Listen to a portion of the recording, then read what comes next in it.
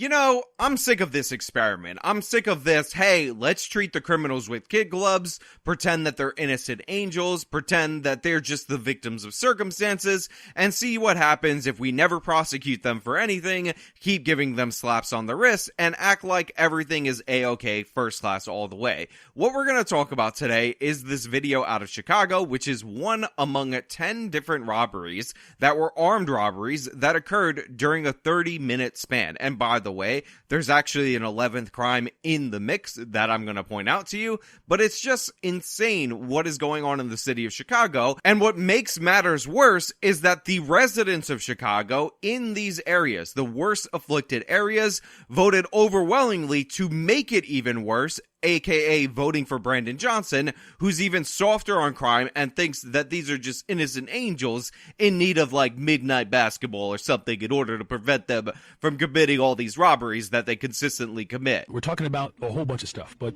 in particular, like our effort and our move to redirect and defund the amount of money that is spent in policing.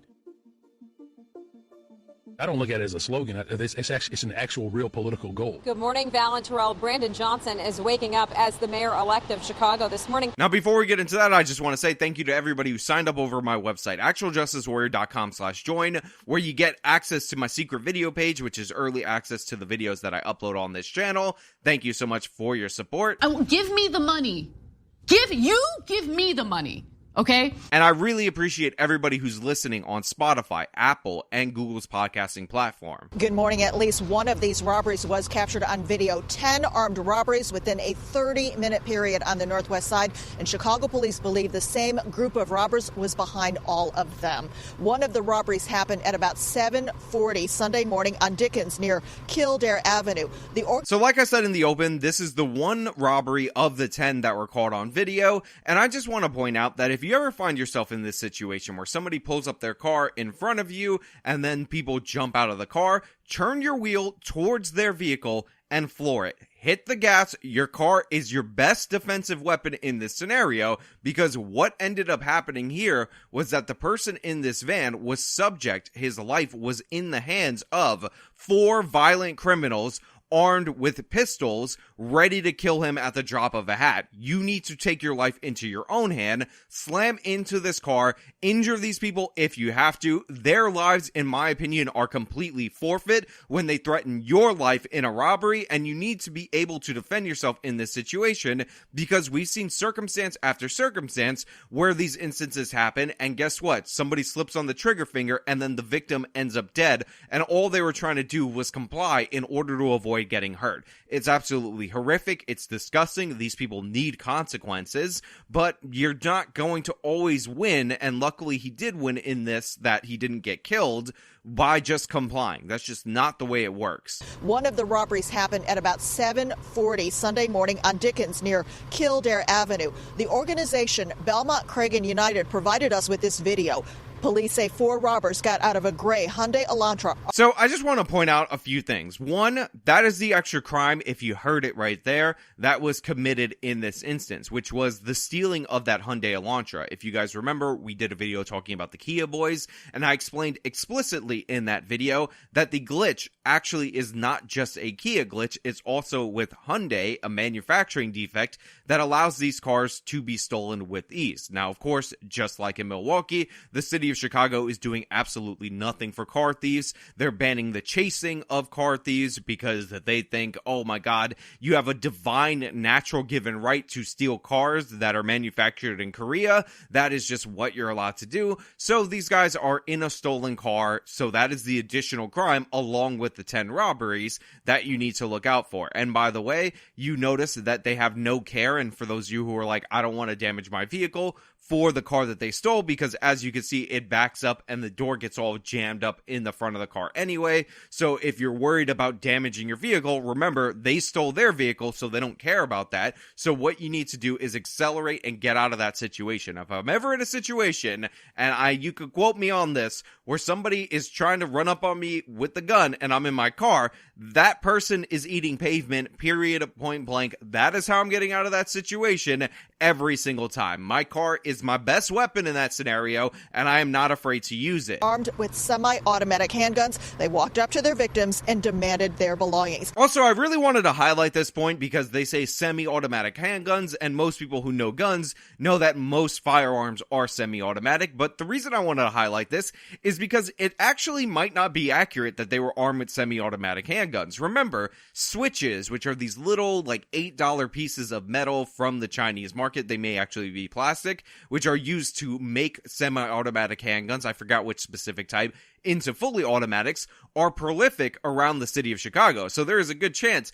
that these guys are actually wielding modified fully automatic handguns, not semi-automatic. But I do find it interesting that both news reports that I covered in the videos that I'm shooting today, which is the LA one and the Chicago one, both happen to use that specific phrase, semi-automatic, because they're trying to push that it's the guns, and it might not even be accurate in this case. Police described the same circumstances in all of the cases. The crime spree started at 7:20 a.m. at North Avenue and Springfield. Police in their community alert say the suspects were 18 to 25 years old. They wore black hooded sweatshirts and black ski masks, and they held up victims who were standing on the sidewalk or in the process of parking their cars. After stealing the victims' belongings, the robbers got back into the Elantra and took off.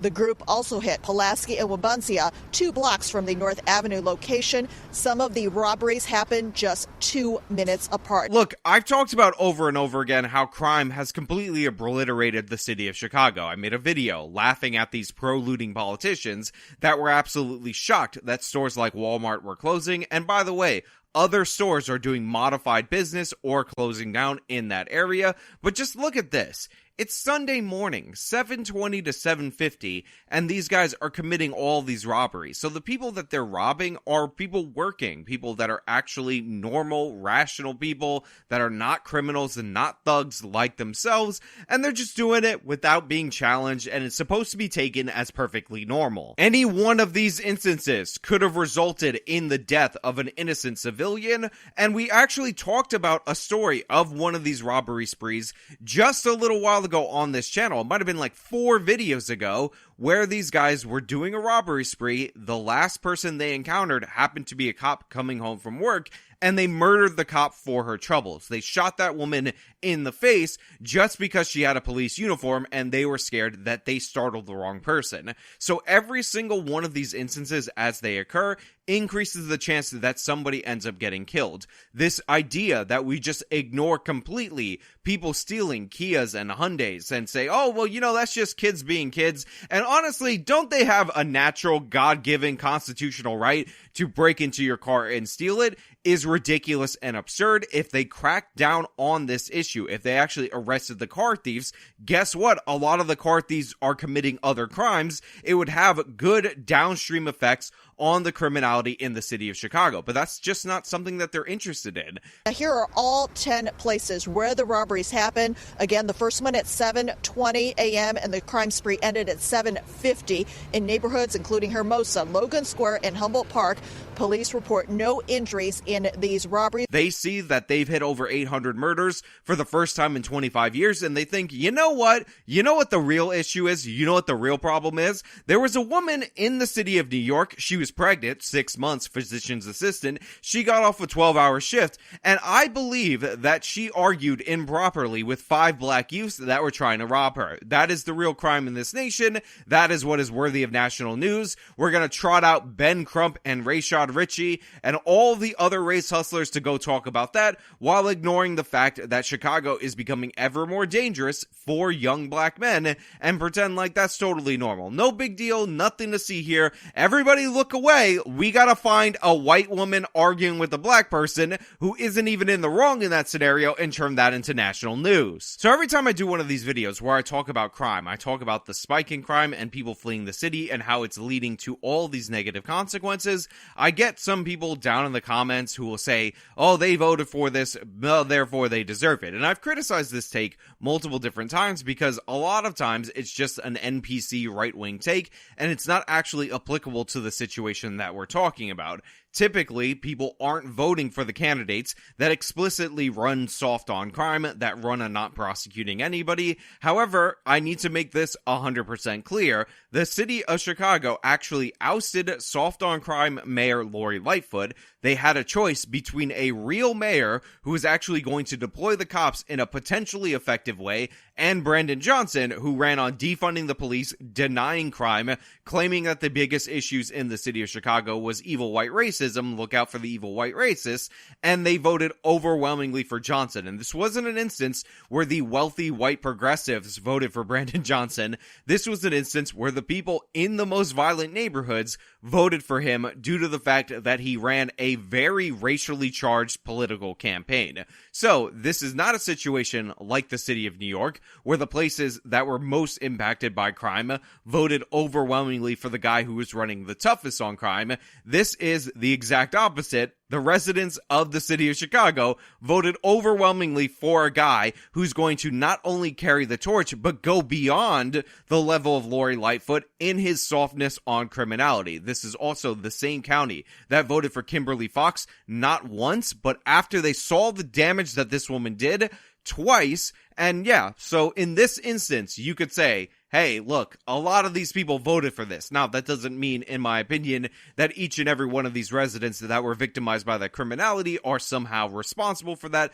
A lot of them didn't vote for it. It was a close election. A lot of them wanted a reversal in the city of Chicago. But obviously, democracy has voted in the criminal enablers in this instance in unambiguous campaigns where they ran on supporting those criminals. Look, I'm not one for nostalgia. I'm not one for looking back on the past and romanticizing it and pretending that everything used to be so much better, when in reality, most of the indicators of quality of life have gone up overall in this country. But there is something to the videos of old American cities that have completely collapsed into criminality and depravity. When you watch videos of old school Detroit and it's being described as the Paris of the Midwest, and you see the state that it's in now, it's absolutely shameful. When you think about everything that Chicago has brought us, and not just the mafia or Al Capone or any of that, but the good things that the city of Chicago has brought us, and where it is right now, this den of criminality, this den of corruption, it's absolutely shameful. Cities like Chicago used to be the envy of the world. Sure, they had tough reputations here and there, but in reality, they were meccas of culture and exchange and intellect and ideas and businesses and all that. And to see all of these long-standing companies plot their escape from the city, to see the population of the city absolutely flee in terror, it's shameful and it's absurd, but that's the way things are going. People can't stand to live amongst this criminality, and it is incumbent upon these people to actually change their voting patterns, notice the decline in their city, rather than just accept the defeat and continually vote to double down on this. Soft on crime doesn't work. It's made Chicago worse. We need to stop pretending that the biggest issue is the police, when in fact it is the criminal. Now look, those are just my thoughts. Obviously, you can let me know your thoughts down in the comments below. If you like the video shown by leaving a like, subscribe for more content, follow me on all my social medias. You can support me via the support links in the description of this video. This has been me talking about an insane crime spree yet again in the city of Chicago. Till next time.